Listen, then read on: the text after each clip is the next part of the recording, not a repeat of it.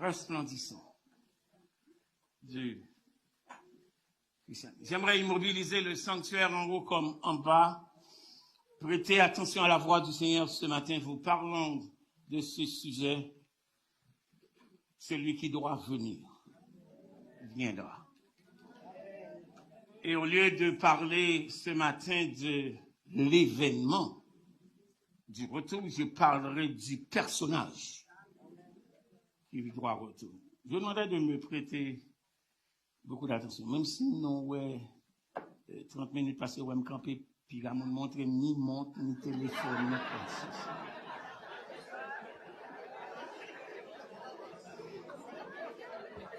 Et ça m'a dit amen peut-être moins.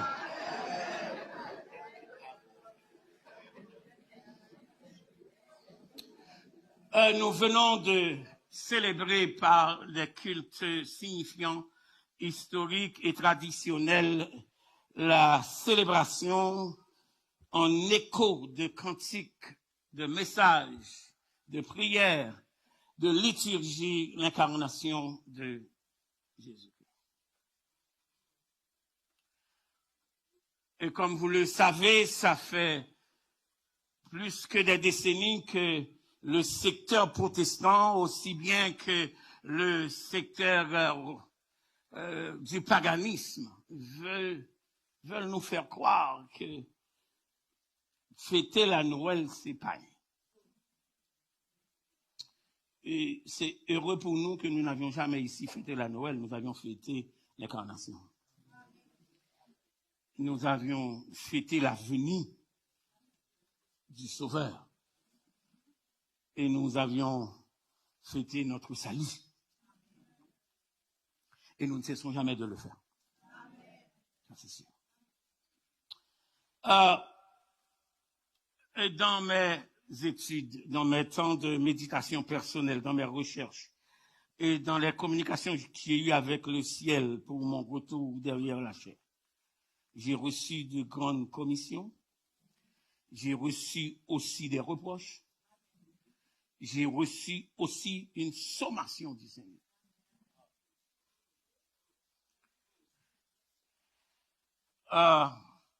Et je ne me propose pas, je ne me prédispose pas à faire témérité dans ça.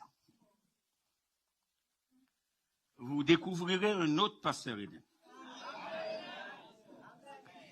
Qu'on même, qu'on paraît même, qu'on d'accord, qu'on dit bonjour, qu'on pas dit bonjour, moins gagner un contrat avec bon Dieu. Pas avec eux. Donc, on va mettre de l'ordre. On va mettre de l'ordre dans la maison du Seigneur. Que le ciel prenne note de cette déclaration. Et nous ne sommes pas de ceux. Vous avez suivi certainement, frères et sœurs, avec attention, intérêt spirituel et peut-être aussi curiosité intellectuelle, la lecture du texte de l'Épître aux Hébreux au 10e chapitre que notre diaconesse sœur Roselyne a eu le temps de faire pour nous dans ce culte qui était au cœur de la programmation du jour. C'est un des livres du Nouveau Testament qui présente une certaine complexité parce que les étudiants de la Bible, les écoles de théologie n'arrivent pas à identifier l'auteur de l'Épître aux Hébreux. Ceux-là qui sont avec moi dans les études bibliques au niveau de ce qu'on appelle interprétation, auteur, date. Nous avions, ça fait quelque temps, parlé de ce livre, l'Épître aux Hébreux, qui a pour thème meilleur. Meilleur croix. Parce que l'Épître aux Hébreux n'est pas la première des lettres. Elle n'est pas la deuxième, elle n'est pas la troisième. Mais pourquoi attendre cela pour nous parler de quelque chose qui est meilleur? Suivez ça. C'est meilleur sacrifice, c'est meilleure promesse, meilleure alliance. Je reprends. C'est meilleur premièrement. Deuxièmement, c'est meilleur. Troisièmement, c'est meilleur. pour un peuple meilleur.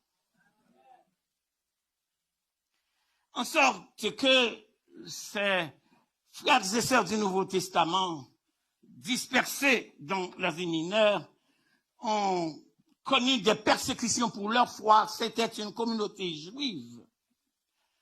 Et c'est difficile d'accepter. Je vais vous demander de me surveiller parce que la tendance et la témérité par rapport à ce qu'on nous dit que Paul n'est pas l'auteur, des fois je fais lapsus pour essayer d'associer Paul à l'auteur. Mais simplement respect et révérence pour ceux-là qui sont avant moi, ne disent pas que je suis d'avis.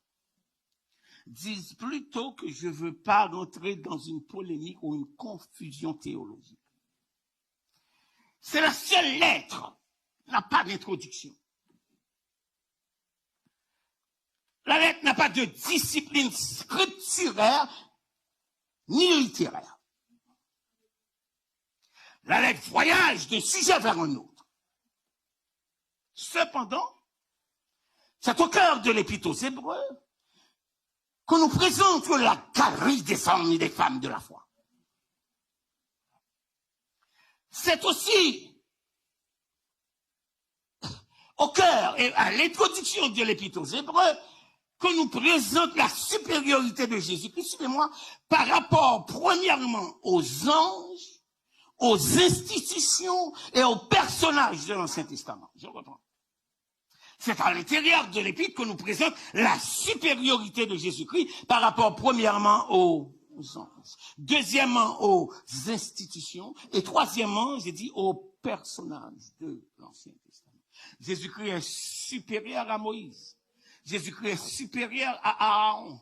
Jésus-Christ est supérieur au tabernacle. Jésus-Christ est supérieur à l'ange Gabriel. Jésus-Christ est simplement supérieur, il est Jésus-Christ.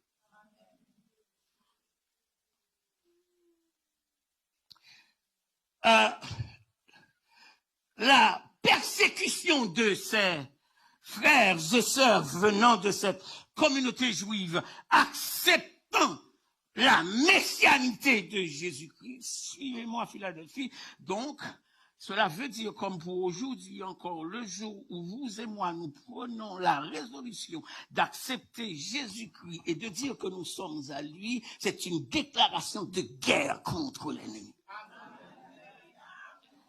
Nous sommes ce dernier message que je me prêché sous ça. C'est après le message ça que j'ai fait la chute là. Satan les comprendre de tes cafés, mais bouche moi. Attendez mon témoignage pour 31 décembre. Je vais vous dire ce que en sorte que prise de territoire et prise aussi de résolution de conscience personnelle, dès que quelqu'un s'engage à prendre Jésus-Christ pour son leader, pour son pasteur, pour son ami, pour son frère, pour son sauveur et pour son Seigneur, c'est une déclaration de guerre à Satan.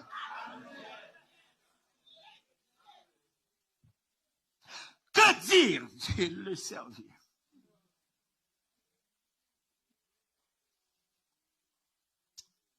Hébreux, chapitre 10, verset 32. Si vous oublierez tout ce que je vais dire dans l'introduction de ce message, oh, pas c'est l'introduction, oui, introduction. Votre plaque d'immatriculation dit quoi? Voici mon je me souviens pour vous ce matin. Hébreux, chapitre 10, verset 32. En ce 52e dimanche du mois de décembre de l'année 2024, je vous demanderai de faire exercice de mémoire. Souvenez-vous des premiers jours où, après avoir été éclairé, qu'est-ce que vous avez fait? Vous avez soutenu un grand combat comment?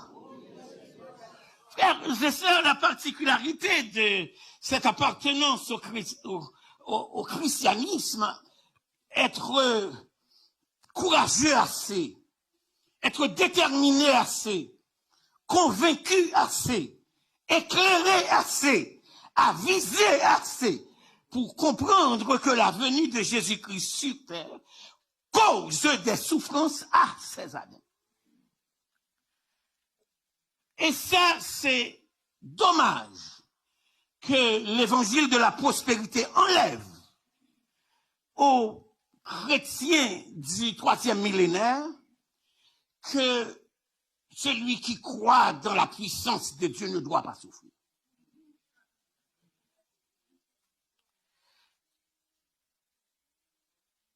Et ça nous interpelle à la réalité évangélique.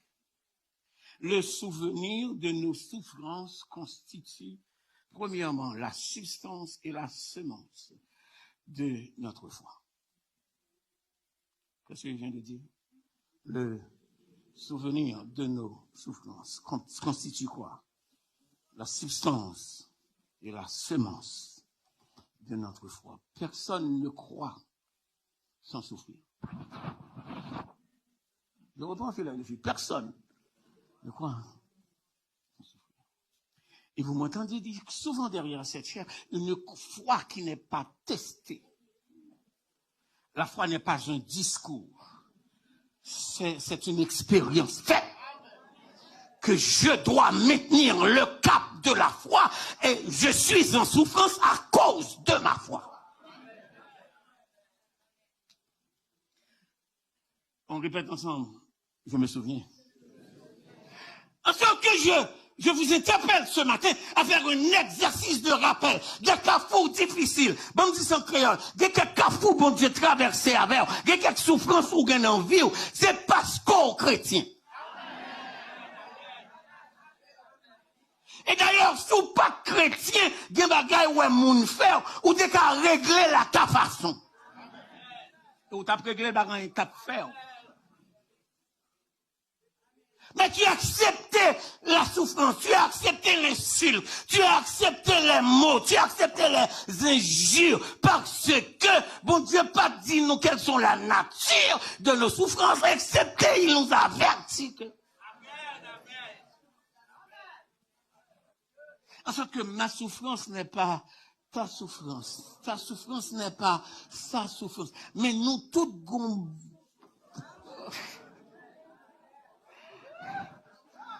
Pas que vous l'église ce matin, hein? Alors, malheur à quiconque veut faire croire que tout a été toujours beau. Tout a été toujours belle, tout a été toujours radieux, tout est... Vous n'êtes pas parvenu ce matin avec ces chapeaux, avec ces robes, avec ces cravates, sans souffrance. Aïe, aïe, aïe, s'il pas sous corps, il y en a un homme, s'il pas un homme, ou il en tête, ou s'il pas en tête, ou il en famille, ou s'il pas en famille, ou il en petite, ou s'il... Oh.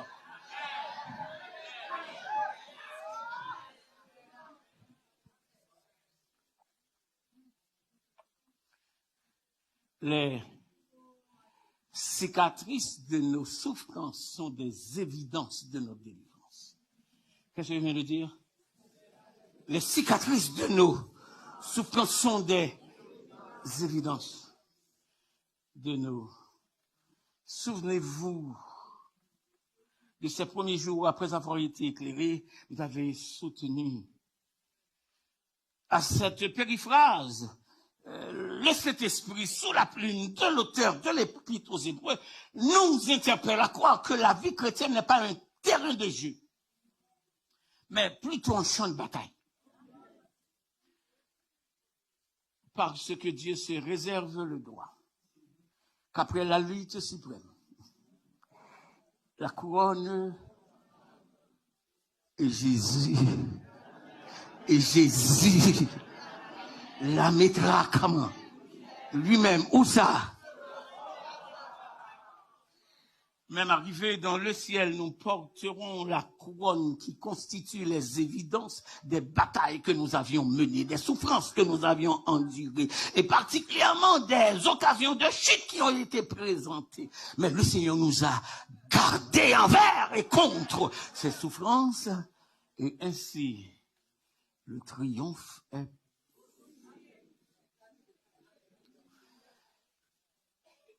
Au verset 33 du chapitre 10 de l'Épître aux Hébreux, l'auteur, sous l'inspiration